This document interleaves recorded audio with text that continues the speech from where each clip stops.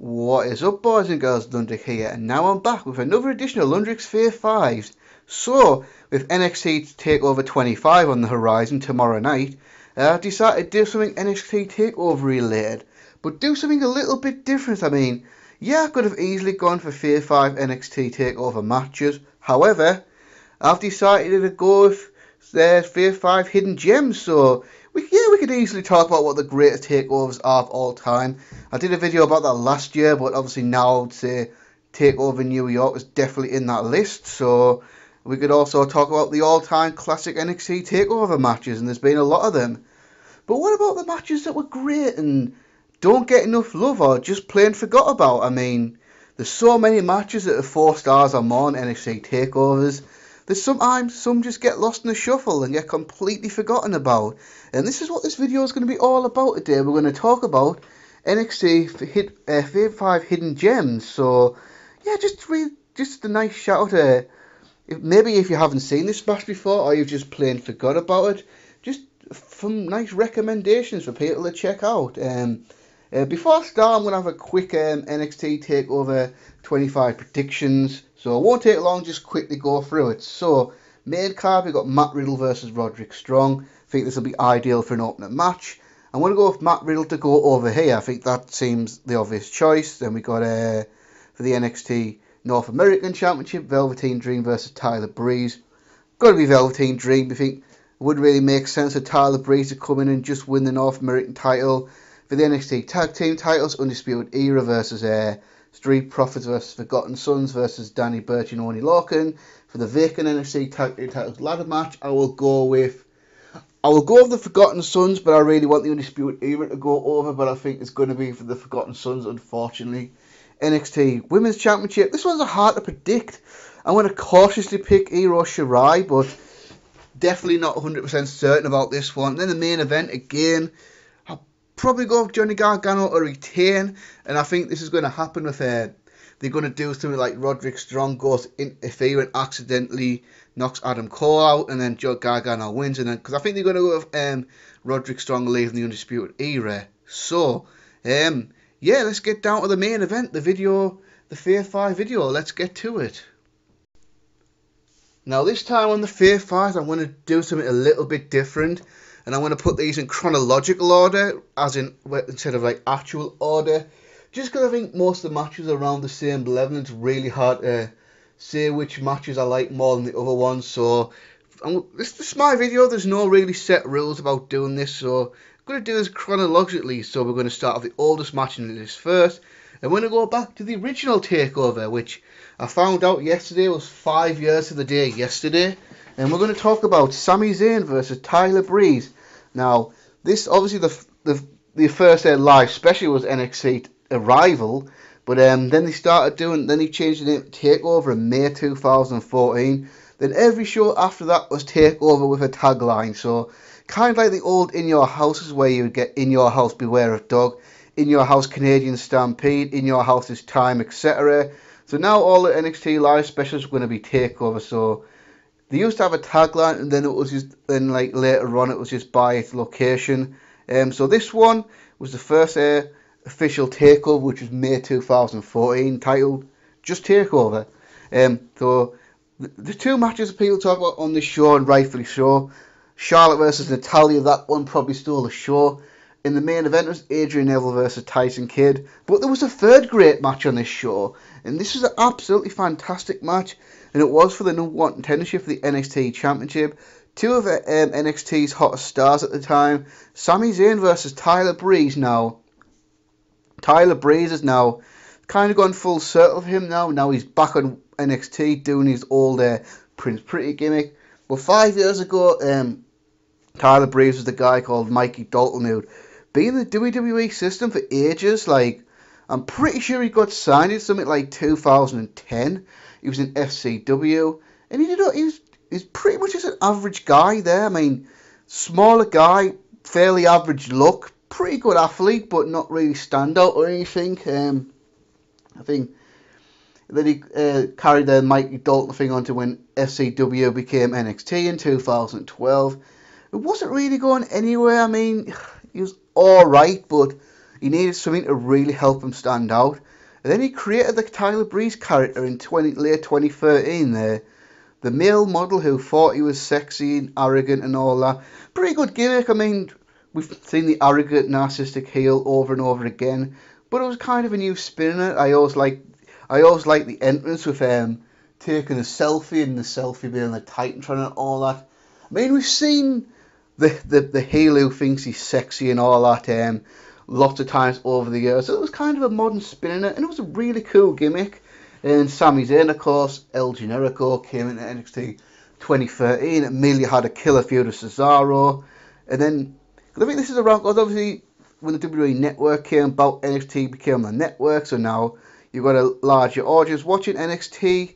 And because I did watch NXT every now and then in 12 and 13, but once I got the network in 14, that's when I watched regularly. And these were two guys that really stood out to me, two Canadian stars. Can't really remember if there was really a storyline behind this match or not, or it was just like, well, Sammy's a upper mid-card face, Breeze is an upper mid-card heel. Let's put them in a one contenders match and see what happens. And I kind of think that's what was the case here. I mean, obviously we've seen how good Sami Zayn was. At this point, Tyler Breeze hadn't really had that standout match. I mean, he'd had a couple of good matches on NXT TV, but nothing worth shouting about. And then they had this match, and this match was excellent. Really just an exciting back and forth match with both guys looking strong, some great near falls, a fantastic crowd. Yeah, I remember really enjoying this match. Obviously it gets overlooked because I think Charlotte vs Natalya was the show stealing the most memorable match of the night, which is fine, that makes perfect sense. But this match was great as well. It should definitely not be slept on. I mean, if you haven't seen this match, I would definitely recommend checking it out. I mean, because Sami Zayn's had so many awesome matches in NXT, obviously from the Nakamura match to the Cesaro series to the big matches of Kevin Owens, the classic with Neville, our Revolution. But this is an awesome match as well, and I would say definitely check it out if you haven't seen it.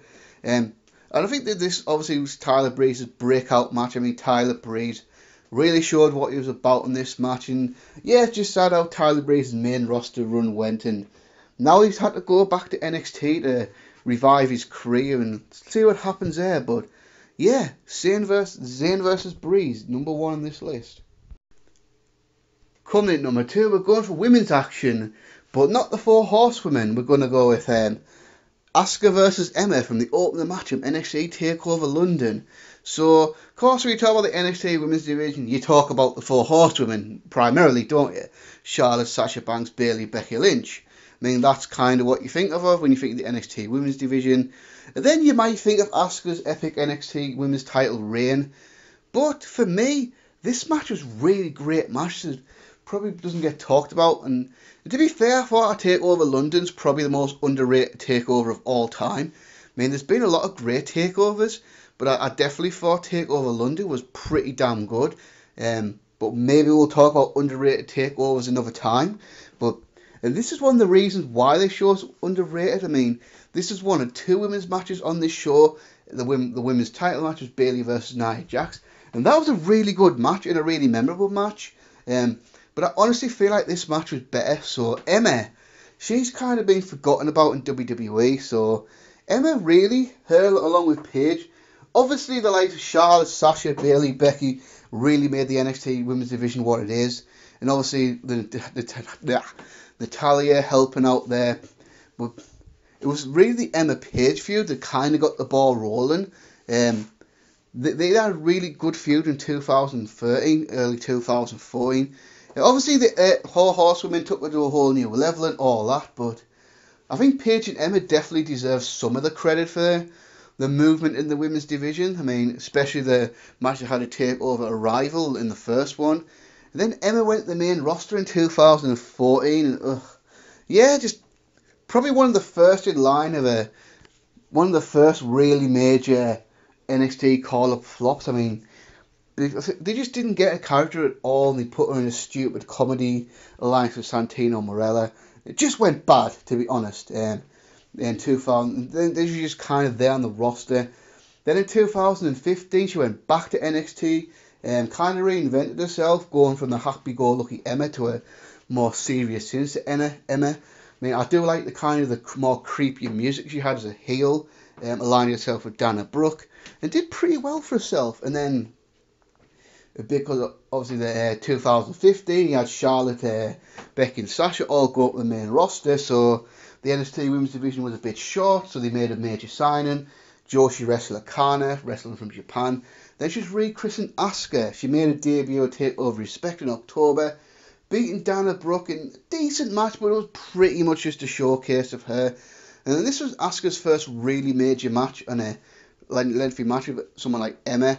Then they had a match. Yeah, fantastic opening match. Pretty much perfectly what you want in an opening match. She's great action, told a nice story. Crowd are absolutely rabid for it as well, which is great.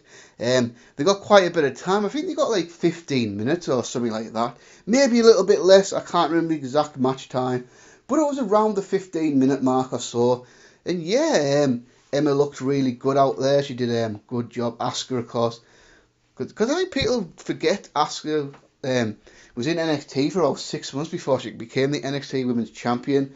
And I think this build-up run of her career kind of gets forgotten about, because obviously the women's title reign was so memorable and all that shit. But wow, yeah, awesome match for me. I mean, I'll definitely give this a 4-star match. I mean, as far as women's matches in NXT, I would definitely say this is the most underrated one by far. And Asuka gets a strong win to start off the show. I mean, yeah, if you haven't seen this match before, definitely don't sleep on it. It's a really good match. Coming in number 3, we're going to go to 2013. It was actually being the final ever takeover of Full Sail University, Takeover the End, and that's Shinsuke Nakamura versus Austin Aries, two well-renowned indie stars having an international dream match on an NXT show. So yeah, this match was actually fucking awesome, to be fair, and I would probably say the one awesome NXT match that nobody really talks about. I guess because the end wasn't really that big of a takeover show, so kind of gets forgotten about because there's been so many bigger and better takeovers before and since then. So, well, yeah, so Takeover Dallas, Shinsuke Nakamura makes his NXT debut facing Sami Zayn, but that wasn't the only debut match that night. Earlier on the card, Baron Corbin faced Austin Aries in Austin Aries' debut match. Now, obviously, Aries' debut is completely overshadowed by Nakamura's, but Austin Aries coming in was also a big sign for NXT at the time. I mean, obviously, don't need to go into too much detail about Shinsuke Nakamura. You probably know the history there. One of the biggest stars in modern New Japan Pro Wrestling history. So, I'll say before he signed, he was probably in the top 3. The big 3 was probably Okada, Tanahashi, and Nakamura. So there's that. I'll probably say he wasn't as big a star as Tanahashi and Okada, but he's not far behind. I mean, he was an IWGP champion at least twice. I'm not sure, I can't remember how many IWGP title reigns he had, but he did have the youngest reign ever. I think he was like 23 when he first won it, back in the early 2000s. More famous for being a great Intercontinental champion. And this great veteran decided to sign for WWE, and he had a year in NXT. A great year, and then obviously main roster run, not so great, but we don't need to go into there. And Austin Aries, of course, big star in the independent scene, former Ring of Honor champion. Matter of fact, the very first 2-time Ring of Honor champion, ended Samoa Joe's legendary reign in 2004, and he won his second title in, I think, 2009, I think it was. Yeah, he beat Jerry Lynn, didn't he? Then he lost the title to Tyler Black in 2010. And then went to TNA, had an incredible run there, to be fair.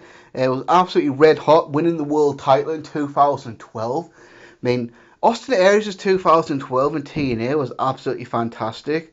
And here we are 4 years later, 2016, he decides to sign with WWE. And I'm going to give this match a bit of love, not only because it was a great match, because it was an absolutely fantastic match, but just because, I mean, people tend to forget that Austin Aries was even in WWE and even NXT. He was in NXT for a few months in 2016. Then he got injured. Then he was a commentator on 205 Live. Then a wrestler on 205 Live. And he was released in the company in mid-2017. So overall, he was only in WWE for about a year. And yeah, I think because there was a lot of other high-profile signings, Austin Aries just kind of got lost in the shuffle. Even his NXT run wasn't all that great, to be honest with you. this match aside, because obviously debut match with Baron Corbin. Then you had a so-so feud with No Way Jose, and then to be fair, it looked like him and Roderick Strong would have been going to reform a tag team. They weren't that Dusty Tag Team Classic. But then Nakamura broke Austin Aries' orbital bone, and he got injured. So it just makes you wonder, if he hadn't got injured, would him and Strong have taken off in the tag team division? Could you have seen stuff like Strong and Aries versus the Revival and DIY? Who knows? But then obviously the 205 Live deal happened. He had the feud with Neville, including a pre-show match at WrestleMania 33. And then he was gone from the company, went back to Impact, was the world champion there again. And I'm pretty sure he's just signed with MLW. But yeah, overall, really disappointing run for Austin Aries in the WWE. But there was this match. I mean, this match was awesome. I mean, there wasn't really a story behind this match. I think it was just, well, the internet marks like Nakamura and they like Austin Aries, so let's just put them together in a match. I don't think there's any real stakes behind the match. Don't think it was an official number one contenders match or anything like that. Because main event was Joe versus Balor for the title in a steel cage match. But for me, this match was the best match of that show. There was another awesome match in that show as well, Revival versus American Alpha. I think this match was absolutely fantastic. Just a really great back and forth match. Great intensity, hard hitting match, some great moves, some great kickouts and all that. I actually rated it 4.5 stars at the time. And I'll probably still give it that. I mean, at the very least 4.25, but at the time I did say 4.5, so I'll stick with that. As far as Nakamura matches in NXT go, I'll say as an actual match, probably better than the Samoa Joe matches, probably better than the Bobby Roode matches. Although they are more memorable because they were takeover main events and they had storylines behind them. And easily the best match Austin Aries had in the WWE. If you haven't seen this match, or you haven't seen this match for a long time, just forgotten about it, I'll say definitely after this video is finished, check this match out. It is a really awesome match and a nice reminder of the nice, because obviously Nakamura, I mean, there's a lot of his main roster run hasn't gone well at all, and he's cooled off considerably since then. But he did actually have a really good run in NXT, and just a chance to see what Austin Aries was like, what Austin Aries potentially could have been in WWE. So, Nakamura versus Aries at number 3. Coming in number 4, we're going to go to the opening match of Takeover Toronto Survivor Series 2016 weekend. And that's in Toronto with 2 Canadian stars in action. Bobby Roode versus Ty Dillinger. Takeover Toronto is another takeover that I think is really underrated. I think that if you look back, that's actually a pretty damn awesome show. You had Joe Nakamura main event, the classic tag match of DIY versus Revival, Total 3-4s. Asuka versus Mickie James was a really good match in that show. And I can't remember what the 5th match in this show was, to be honest. But this match was the opener, and this was an awesome match, actually. So it's kind of a funny one. If you've only ever seen Ty Dillinger on the main roster, you might be surprised to know that Ty Dillinger was a pretty damn over babyface on NXT. It's another one. He goes up the main roster, he loses a lot of luster and star power, and had a disappointing run there. And obviously Bobby Roode ditto. Bobby Roode was a really big star on NXT. Went on the main roster, and it just hasn't really gone well for him either. I mean, it's a recurring theme when you look at it. Guys who were hot on NXT did really well on NXT, go up the main roster, treated appallingly. And these are definitely 2 of those guys. So Ty Dillinger had been around for a while. I mean, he'd been back in, I think he was in WWE system as far back as the late 2000s. I think originally he was signed in about 2006, 2007 time. Had a very famous cameo, actually. I mean, if you've seen the one, I think the pay-per-view was Cyber Sunday 2016, a backstage segment with DX, and then Shawn Michaels went crazy and super kicked a random guy called Stan. I mean, Stan was working backstage, and that Stan was Ty Dillinger. So if you didn't know that, now you know. Then he was on the original not the original ECW, the WWE's version of ECW, with what was his name? I think he's called Gavin Spears, I think, because I think that's his real name. I think he was called Gavin Spears on the original I said it again. The WWE's version of ECW didn't really do anything memorable. Was released from the company, then obviously went back to the independent scene, did this whole indie thing, got re-signed by WWE sometime in the mid-2000s, not exactly sure when. Then he was on NXT like in the early network era, but he was pretty much a jobber at the start. Pretty much similar role to what Juice Robinson, CJ Parker used to play. Sometimes you was getting a takeover to get squashed. New guy comes to NXT, they go through Ty Dillinger, that sort of thing. Then I guess around 2015 he started developing this character calling himself the Perfect 10. And as he was developing it, it just kind of caught on, and the Full Sail crowd really got behind it. And then, like 2016 comes around, he's getting more and more over. And then finally, NXT people had to take notice, have him as a run as a babyface, and he was getting more of a push. And this was definitely the most high-profile feud he had with Bobby Roode. Bobby Roode came in the summer of 2016. Obviously, Bobby Roode's credentials. Don't need to go into too much great detail. I had a very, very long run in TNA from like 2014. I guess he was in TNA at the end, although if I remember right, he might have left in 2015 and had a year in Jeff Jarrett's Global Force Wrestling, which we don't need to talk about that. But yeah, obviously Austin Aries, Bobby Roode, epic run in the tag division with Team Canada, legendary tag team with James Storms, Beer Money, became a top guy in 2011, 2012 when he was a TNA World Champion and all that. Even had a really good tag team with Austin Aries, what they call the Dirty Heels, I think they were called. And then he finally went to WWE in 2016, arguably too late in the game because he was nearly 40 then. So it just makes you wonder, what if they got Austin Aries like why am I saying Austin Aries? Right, let's scrap that and try again, Craig. Let's try and get this right. So if Bobby Roode came like 2011, maybe he could have had a better run in WWE, I don't know.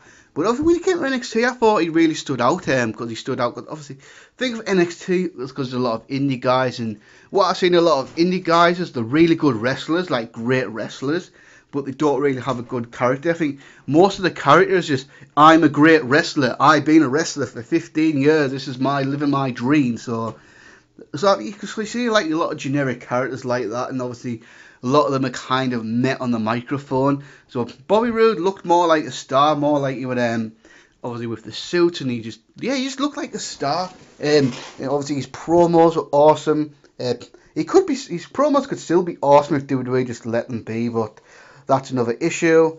Yeah, he just stood out as being such a star to me. It's just a shame what's happened to him. And then Roode and Dillinger teamed up in the Dusty Tag Team Classic. Then I believe it was Roode that turned on Ty Dillinger, and then they had this feud. Then they had this match at Takeover Toronto, and this was a fantastic match, actually. The crowd was hot as hell. This was Ty Dillinger's chance to really make a mark. Bobby Roode hadn't had that really good NXT match yet. His first takeover was Takeover Brooklyn 2, where who did he face? I think he faced Almas on that show when Almas was a babyface. Pretty sure that was a fine match, but it wasn't really that special or anything. But this match really awesome match. Fantastic crowd, some great near falls, some great counters. Like I said, pretty much similar to when I talk about Asuka vs Emma Takeover London. I think perfect match for opener, match that really got the show going, but didn't overshadow the big matches or anything like that. And Bobby Roode got the win. Then obviously after that, Bobby Roode went on to become the NXT champion. So yeah, this match definitely needs to be checked out if you haven't seen it. It's really a nice gem. And the last match I want to talk about, the most recent one on this list, is about a year ago, Takeover Chicago 2 opening match of the NXT Tag Team titles. Undisputed Era versus Danny Burch and Oney Lorcan. I mean, I could have picked a number of Undisputed Era matches for this one. I mean, obviously they had a great match with Mustache Mountain at Brooklyn 4. Awesome match with the War Raiders in Phoenix. But I've gone for this one because at the time this is a match that people were quite met on. They kind of slept on, like, yeah, this will be good, whatever. But it turned out to be a really awesome match and really just a fantastic opening match. Because I think at the time people weren't really sold on Danny Burch and Oney Lorcan. And it was one of those matches where as the match progressed and the match got hotter and hotter, fans started to get behind Burch and Lorcan a little bit more. Because this was really the first, I'm pretty sure it was the first takeover that either guy was on. So Burch and Lorcan had been Lorcan has been signed in about 2015, I believe it was, and I didn't really. I started noticing him in the late 2000. No, 2016 maybe. What was that show they had in Japan where Joe Nakamura had that match in Japan, and Lorcan had a really good opening with Andrade and Almes. Pretty sure that was that one. Then 2017. So every time I saw him on NXT TV, basically I was a bit impressed with him. But he'd usually end up in short matches, short, hard-hitting matches, but he would ultimately lose. I mean, I remember a really good sprint he had with Drew McIntyre. I think it was, might have even been McIntyre's first match back in the company. That was when I started really noticing him, and then he had another couple of really good matches with Hideo Itami. Remember a particular one where he got so hard-hitting they had to stop the match because one of them got busted open, but I can't remember which one it was.